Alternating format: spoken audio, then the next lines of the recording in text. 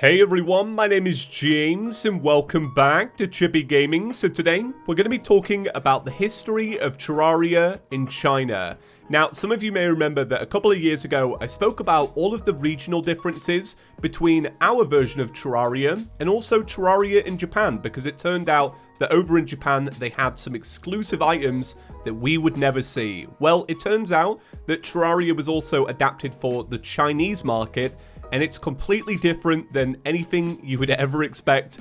So we're going to talk all about it. Now, before we get into it, make sure to give the video a big fat thumbs up. And if you're new around here, make sure to subscribe to Chippy Gaming. Even if you think you may be subscribed, YouTube may have unsubscribed you. So go down there, have a little look, and just double check. All right, so with that out of the way, let's get into it. So the history of Terraria in China began back in 2016 when Digital Bros, the parent company to 505 Games, excitedly announced that they're going to be working with iDreamSky technology to launch a mobile version of Terraria in China. So Jeff Linden, the president of iDreamSky Technology, said that we're excited to launch Terraria in the Chinese market and kick off a partnership with Digital Bros and 505 Games. From our 1.3 billion registered users, we have found that there is an extremely high penetration of Terraria in the Chinese blooming market. Terraria, which has already generated solid revenues in the West, could replicate the same success given its vertical genre and the lack of similar games available. Our data shows that Terraria could very likely be the key to unlock this untapped market. So from here, iDreamSky handed development of mobile Terraria to an in-house studio called Ledu Games. Now, it seems as though their role was to take the version of mobile Terraria that Pipeworks had already created, which was running PC version 1.2.4, and port that version to PC 1.3 and add in some exclusive features which we'll talk about later. Now, they successfully managed to do this and launched a beta in late 2017, but that beta was leaked to everywhere else in the world, which was pretty confusing for a time, because 1.3 was something we wouldn't see on mobile devices until 2019. But here is this weird Chinese version of Terraria running 1.3, but things look a little bit different. So mobile Terraria was launched in China in early 2018, and in a press release, Digital Bros said, "The launch confirms the group's commitment to expanding its business in Asian markets through strategic partnerships with local publishers and distributors. This version of Terraria Mobile is a China-only localized version compliant with Chinese government regulations. In terms of content, it will include the popular 1.3 update as well as localized content.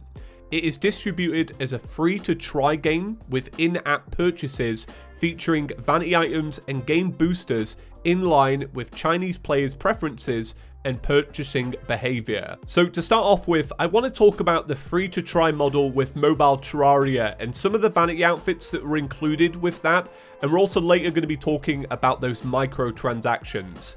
So the way this would work is that players would get a free 8-hour free trial of the game with an option to fully unlock the game for around about £2 to £4 depending on a sale. Players that actually bought in early would also receive a Chinese New Year vanity outfit, which we're going to show later in the video. They even did a similar promotion 1 year later to unlock 3 more vanity outfits, which we'll also show later.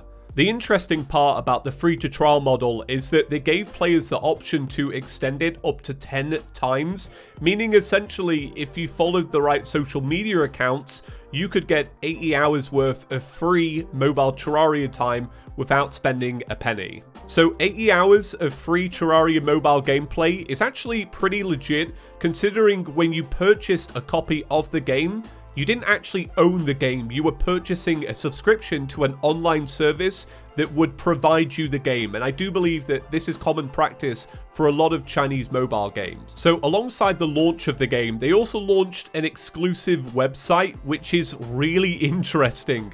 So on the front page of the website, you've got this little mini game where essentially you're the guide, and your job is to click on enemies and kill them, which is really odd. The best part about this is that they even use the unused dynamite snowman. Later in the video, we're going to talk about censorship. So seeing this snowman here, it just makes me laugh. It's really odd.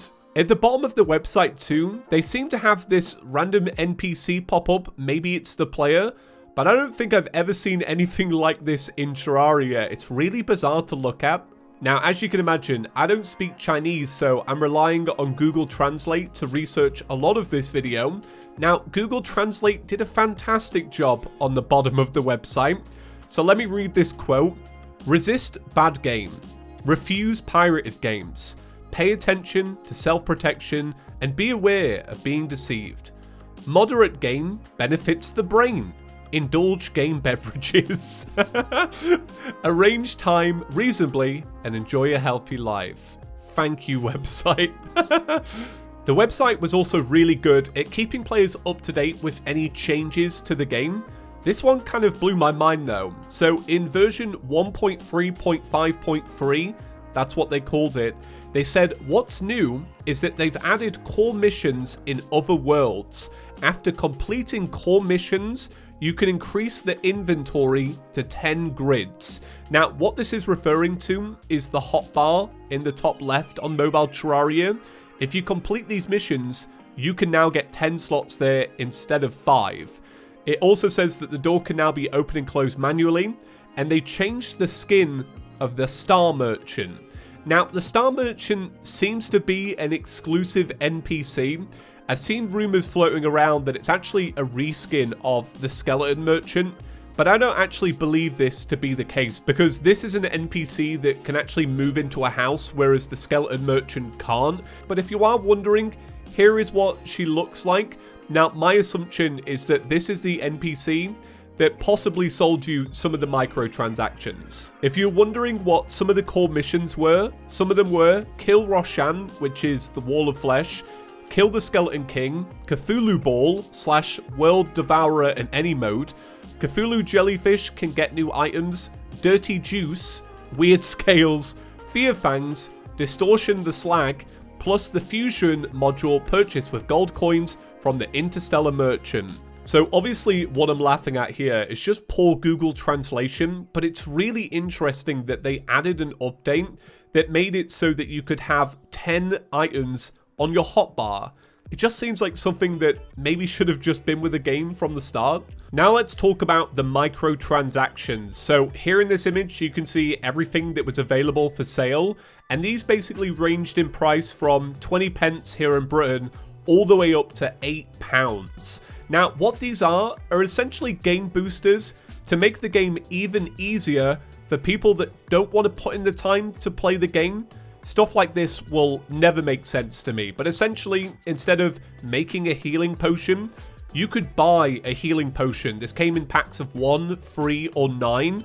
You could also buy a resurrection potion, and what this would allow you to do is come back to life. You know, instead of waiting for that cooldown of 15 seconds, you could pay 50 pence or whatever it was, and immediately come back to life. You could also buy a life crystal if you didn't want to play the game and find one.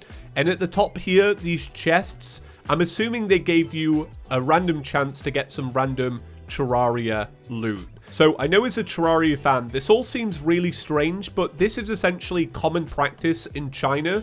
For example, a game that you all know, Minecraft, has the exact same business model for the mobile version of its game in China. I do think it's interesting though that this business model has actually worked its way overseas in recent years. For example, in Assassin's Creed Odyssey, you can buy a little booster pack that caused your character to level up faster, essentially meaning you could pay to play less time of the game, which is mind-blowing.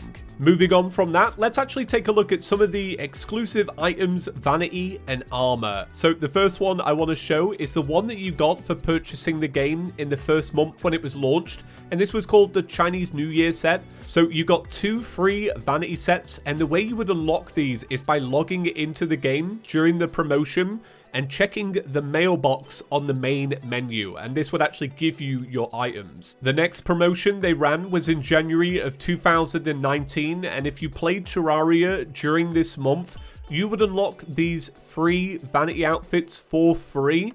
and this is what they looked like. However, in the game's files, I also found this blue armor set, the one shown on the far right, and I also found this, I'm going to say, chef-looking outfit in the middle, and I have no idea whether you had to buy those or they were also included in these free promotional events. Also in the game files, I found these 6 special items, and I really do have no idea what they were used for.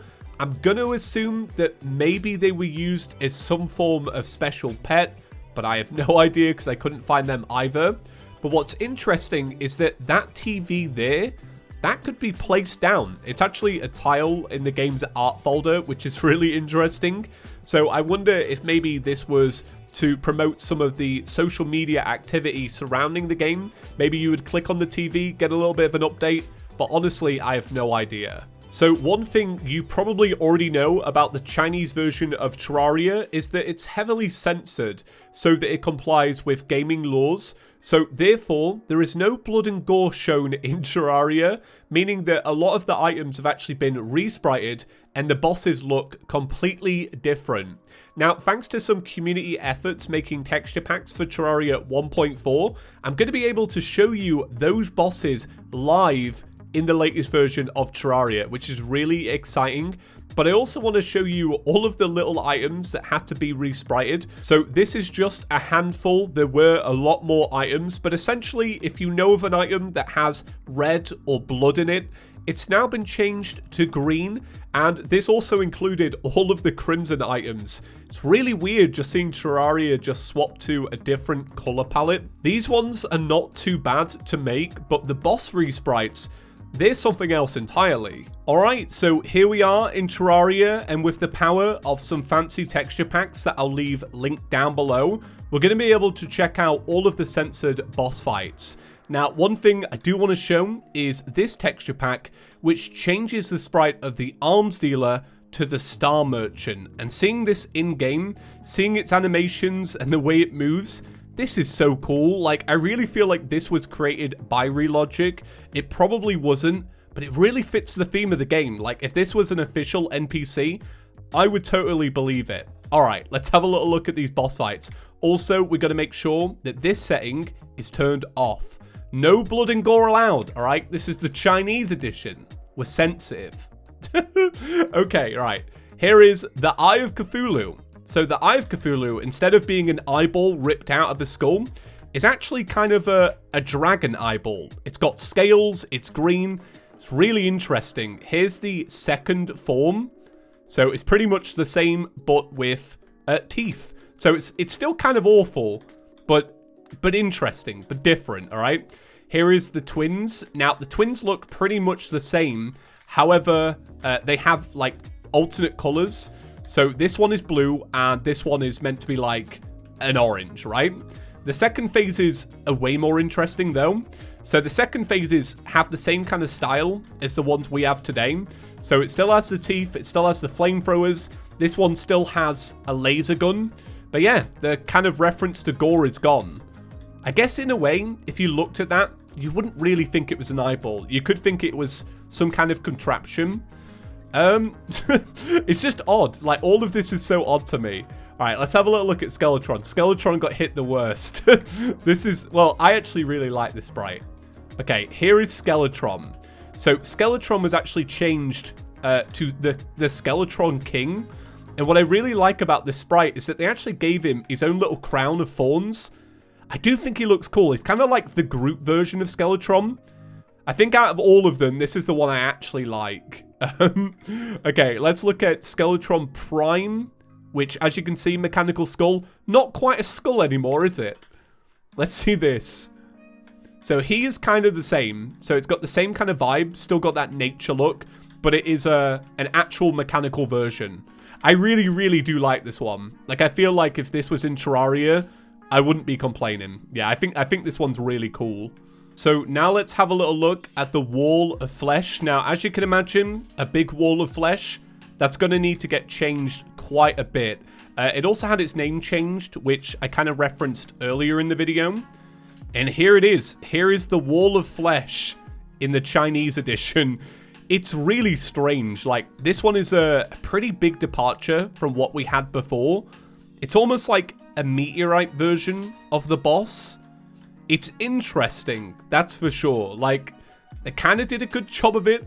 It still looks very gory. It's very hard to change a big wall of flesh. Like, this really is still kind of a slab of meat. But yeah, that one is really different. Now let's have a little look at the brain of Cthulhu. Now, as you can imagine, an exposed brain is probably something that people don't really want to see, alright? So, this censored version is awful. It's really bad.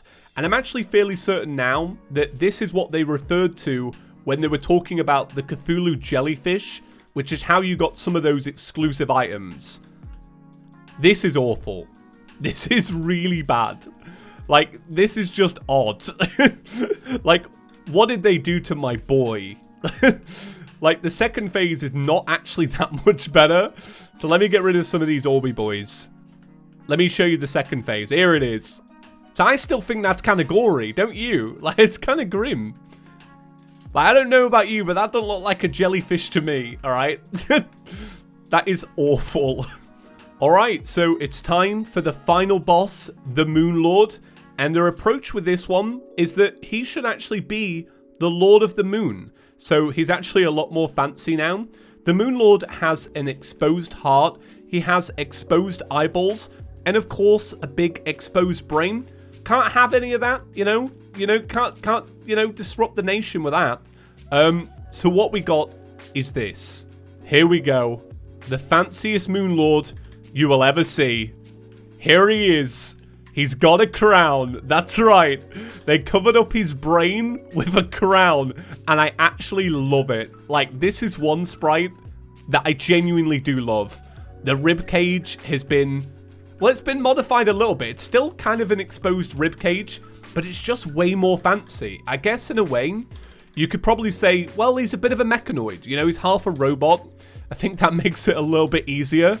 Yeah, this one is actually legitimately really cool. And definitely the most eye-grabbing.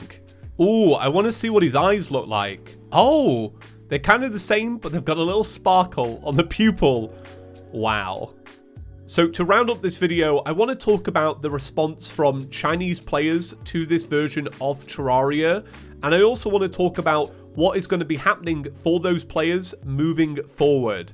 So straight up from every account I've seen of a Chinese player, they don't seem to like this version of Terraria. I think mainly because of the microtransactions. I also don't believe it's a very good port of Terraria 1.3. Apparently the performance isn't very good, which is honestly really understandable because I do feel like the port of Terraria 1.2.4 by Pipeworks was also kind of frustrating. Like, I didn't play that version very much. So it was announced that in April of 2020, iDreamSky actually shut down development of this version of Terraria.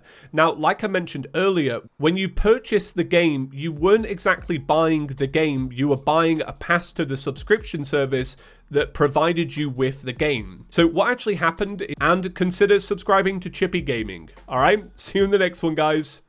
Peace. And it's no longer available to the public, which is why in this video you haven't seen me playing that version of Terraria.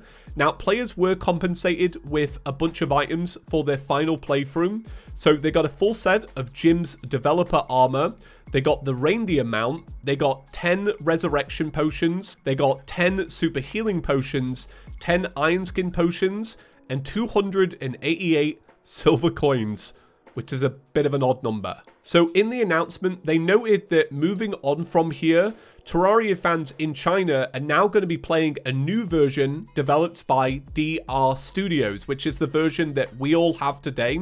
The best part about this is that you don't necessarily need to change all that much. In the latest version of Mobile Terraria, there is a translation for simplified Chinese. So this means that the Chinese audience can have a better Terraria experience with a much better port, and also hopefully a better translation of the game as well. And at this time, it's currently unknown if players will also have microtransactions in the version created by DR Studios. So that wraps it up for my history of Terraria in China. This was a very interesting video to learn about. It obviously required a heavy amount of Google translation, so shout out to Google. I also got all of the art assets that you saw in this video from Sprite of Resources, and I'll leave a link down below to all of the texture packs that use some of these Chinese sprites, whether they be redrawn or simply taken from the game, so you yourself can experience all of the wonders of the Chinese version of Terraria. Thank you so much for watching. Give the video a big fat thumbs up if you enjoyed it, and consider subscribing to Chippy Gaming. Alright, see you in the next one, guys. Peace.